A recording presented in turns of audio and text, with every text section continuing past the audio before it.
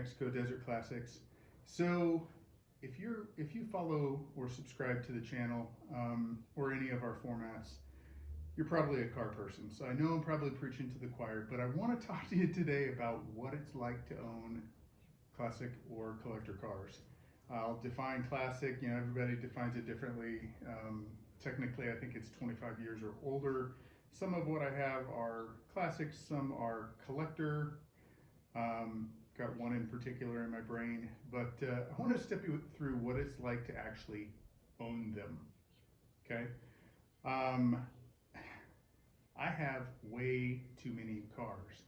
So off the top, let me tell you, find the car you want, buy the car you want, drive the car you want. Don't try and own them all, right? So I currently, I don't know, I'm between 12 and 15 cars, but I only consider, realistically, I only consider 4 of them nice enough to be a part of this discussion. So off the top, we got Emma, 1998 BMW M Roadster, roughly 114,000 miles, good solid car, a blast to drive, but I'm going to get into some of the issues with Emma.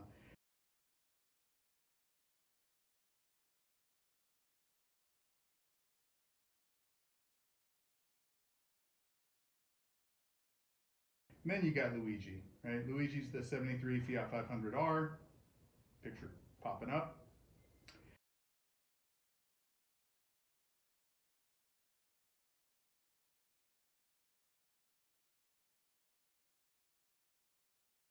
And Luigi's only got 60,000 original kilometers. I'm the second owner, yada, yada, yada. Luigi's awesome. But we'll get into that. Then the one that I really don't like to show on the channel is Scarlett. She's a 2006 Pontiac Solstice.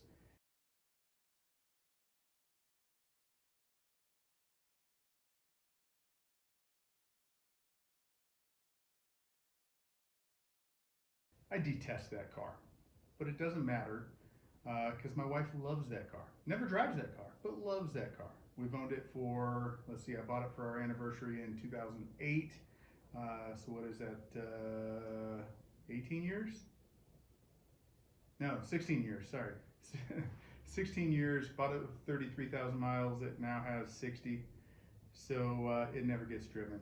And then the last one is, I keep forgetting what I named this car, but the 66 C-Sand Beetle.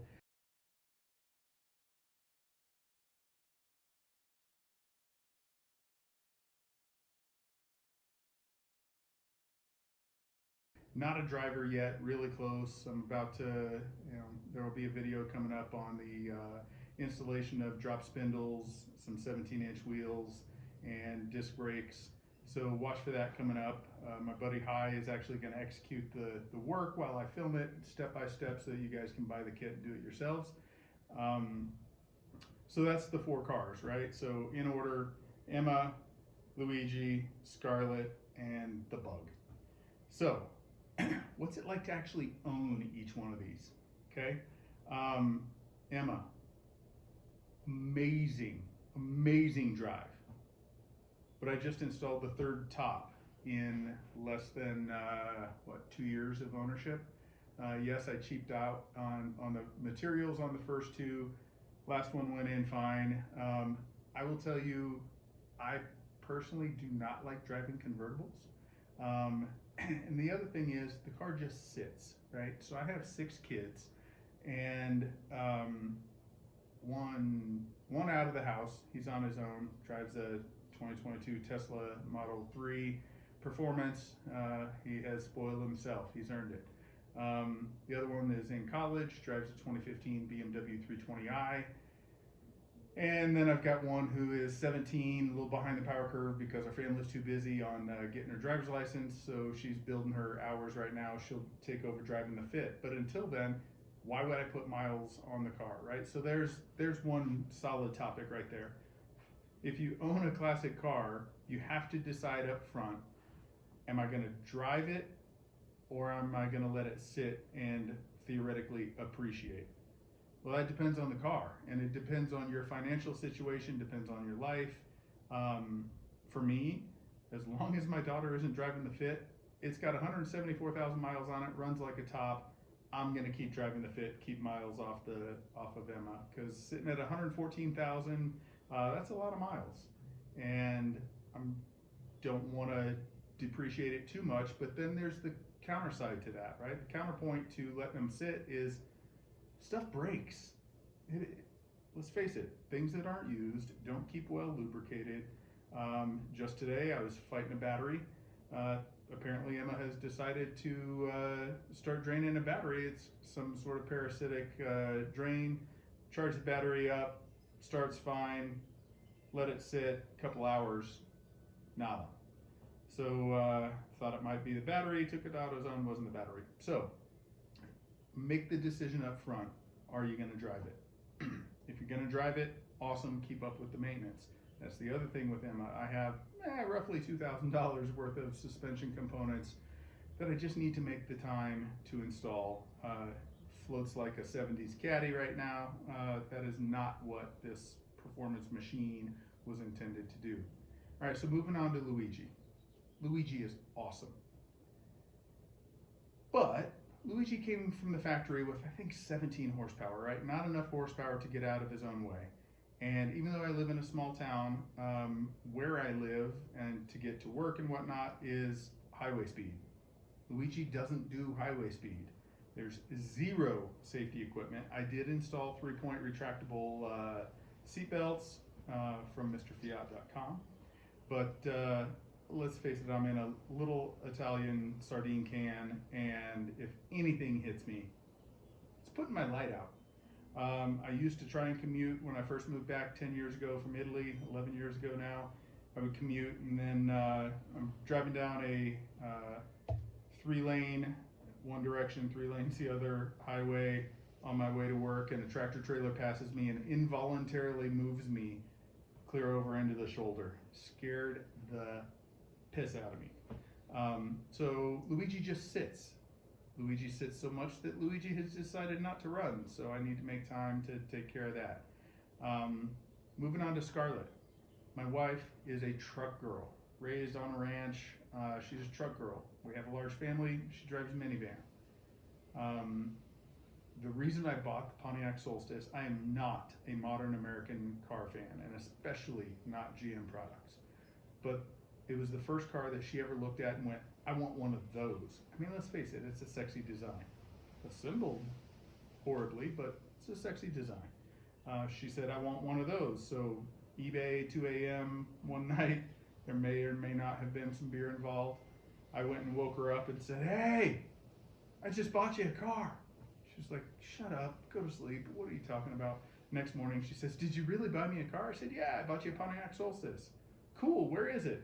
It's in Detroit. So I had to fly to Detroit, pick it up, drove it back.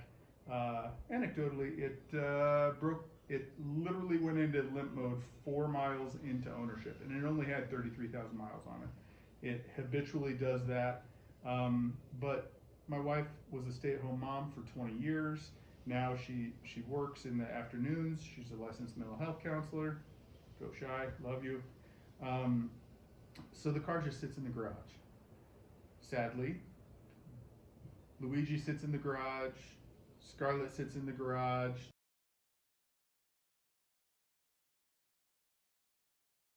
The third bay is full of all of our bikes. So that means Emma sits outside. Scarlett also has no matter what I do, replacing the tires, has a rim issue that the tires go flat. So she doesn't drive it. Tire goes flat, which causes her not to drive it. Sits, and invariably we put maybe 500 miles a year on it because it sits there unused, and just, I know a flat tire isn't breaking, but she's not going to go put air in the tire to back it out. So then I get to it a month, 2 months later, and it sits until she decides to drive it one time, parks it back in the garage, which forces Emma to sit outside and bake in the New Mexico sun. I hate that. All right, on to the bug. So I am a Volkswagen person, literally brought home from the hospital in a 73 Standard.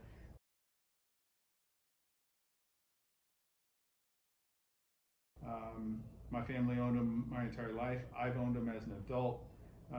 Just about all the time I've owned a Beetle. I picked up this 66 thinking, hey, I can make a daily driver out of it. I've owned it probably 14 months now. Got it running. It had sat since 2006 till I think 2022 when I picked it up. So it sat a long time. I've gone through, polished it, cleaned the interior, still need to put a headliner in it. I'm about to slam it. Original 1300, rebuilt in the late 90s by my buddy High. But I may end up feeling safe enough to drive that on a daily basis. But the cool thing about Bugs is you're constantly tinkering with them anyway, so it's not like if they sit there a little bit longer, it's not like an epic frustration. All right, so there's a recap of the cars. So let's talk about what I'm gonna do. My advice, you guys who follow the channel know I'm constantly buying and selling stuff, right? Because I want to own everything, but the key is I don't want to own everything at the same time. You know, everybody has different opinions on it. My buddy High has cars that he's had forever. He builds amazing cars. He's got a big shop. He stores his cars in the shop. He's got a 3-car garage. He's got his bus in there. He's got his 59 Lowlight Ghia in there. He likes to build pristine cars and keep them. That's not me. I always have these dreams of building something and keeping it forever, but it's just not me. So what am I gonna do?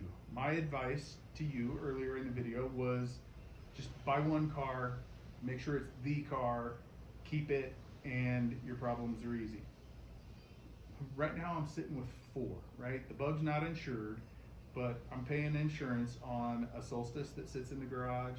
I am not paying insurance on Luigi because he hasn't been registered in 5 years. I tend to chance it and just take him to car shows every once in a while. My trailer's a little bit too short, so I need to get a little bit longer trailer to be able to trailer Luigi to shows because people love him, right? And then Emma needs some work, but just sits outside and doesn't get driven. That will change here pretty soon, maybe. But so my plan of attack here.